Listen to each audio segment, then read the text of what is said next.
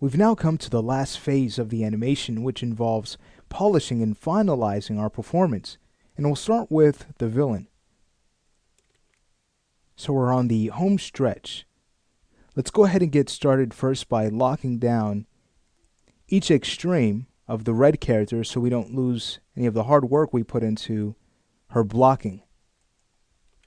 I'll head over to the character menus, just another way to grab her character set. And now, going through each pose, we'll go ahead and press the S key, locking each down. Again, so we don't lose any of the hard work we put into the first phase. And yes, this may add to more keyframes in the graph editor, but believe it or not, it's much faster to work this way of locking down, again, each of these gestures. Optimizing the keys after will go by a lot faster than you think. Great. So, at this point, we can head over to our preferences to change our tangent type. So under animation, we'll switch to plateau, which does a great job at helping to prevent overshoot in our F-curves. So we're going to choose save. And now, let's move over to our graph editor and go ahead and smooth out all of her keyframes. I'd highly recommend adding the graph editor to a hotkey.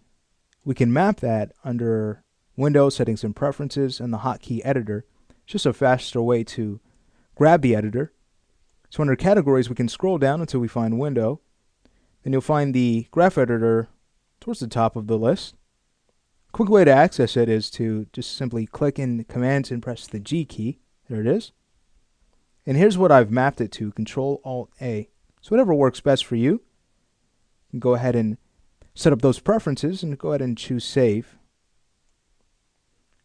Now close out our hotkey editor and move back over to the graph editor. Alright, so selecting our character set, we're going to choose Plateau. And hiding her curves, let's go ahead and take a look at what we end up with. Alright, beautiful. Though our twist is a little bit wobbly, which we should expect because this is a very complex action, still, it will not take much effort to clean this up. Let me go ahead and show you a really neat tool in Maya to get us most of the way there. So bringing back her controls, we'll grab her center of gravity, the control with the twist problem. And now it's just a matter of going back to our graph editor. With the object selected, we'll want to choose curves and the Euler filter. So keep in mind that, again, we're getting some bad gimbal lock in this control, but watch this. Paying attention to our F-curves, if we go ahead and run the tool, notice Maya has done a great job at cleaning up at least most of the rotation for us. So if we were to hit play again, we'll notice that the result is much better. Great. Now, there might be a few poses to still clean up. We might have to animate frame by frame, which is not bad at all. We don't want Maya to control the animation. Instead, we want full control over what happens in the character's actions. So, again, there might be a little bit to clean up, but we'll get that done in no time. We should really be happy with what we have here. Alright, so let's say we go ahead and get to work polishing her performance. We'll start at the beginning and just work our way section by section so this isn't overwhelming. Let's go ahead and turn off her character set now, since we're ready to polish and offset our keyframes. And let's see, we'll grab her control objects and start by taking a look at the initial attack, hitting play. I kind of like the timing of that, but of course the interpolation of her swing needs to be fixed. You can see the blades going through her head, and of course the animation would be done a lot faster if that was the case. So we'll go ahead and grab her arm control, head over to the in-between from the anticipation to the actual attack on frame 8. Let's go ahead and fix the sword. Go ahead and rotate it up and really make this threatening, and also think about the timing we would need in order for this to be, again, a very intense attack, a very threatening attack. So I'd probably want to rotate the blade back a bit more on frame 8, bring the arm forward.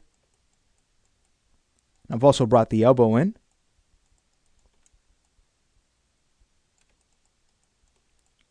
Tucking the arm a bit more. Then we'll also want her, of course, to look at her target. So let's go ahead and rotate the head in that direction. Beautiful. Looking at the blade here, it almost looks like we can angle it up a bit more in the X. Also rotate it out in the Z-axis. Much better. All right, so as it comes down, you can see that the slash isn't the way we want it just yet. You can see how the sword kind of angles to the side when it should rotate straight on for this attack. So sometimes it is a matter of animating frame by frame. Let's go to the pose just before she makes her attack on 11, on frame 10, and we'll straighten up the sword here and rotate it so it's closer to the blue character, closer to striking her. Just really thinking about the timing and making sure that this is going to happen very quick. If it happens too slow, well, then the action's not believable. Doesn't seem threatening. So I'll go ahead and rotate her wrist out in the Z just to, again, fix the orientation here. Grab the shoulder, rotate that forward, and bring the arm forward to extend it. And let's see how this looks. Okay, it's getting there. So if we find that our rotation is a little bit off, again, we can animate frame by frame. It's also a good idea to check the graph editor to see if we can have Maya clean up any gimbal lock we run into. So, again, selecting the control, heading over to curves, Euler filter. You can go ahead and clean up the rotation here. Much better. Okay, great. Let's go ahead and check the entire animation to make sure that everything else is still good to go. Beautiful. So you have to really love that tool. Saves us a lot of time. So at this point, again, I'll go ahead and hide the curves, hit play. So we have a nice strike now.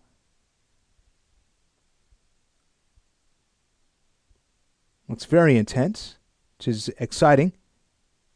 Let's go ahead and check this out in all angles. So there's more of a front view, very nice. How about a top view?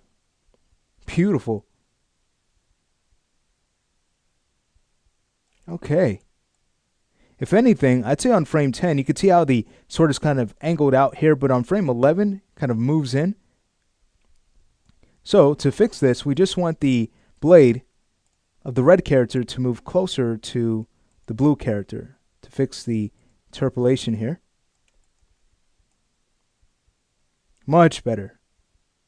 All right, great. So there's the beginning of the animation. Looks very nice. So what we need to now do is continue to work on this section. We have the feet to clean up and the follow through after the attack. So let's say we go ahead and move on to the next lesson and start to finalize the first section of the villain's performance.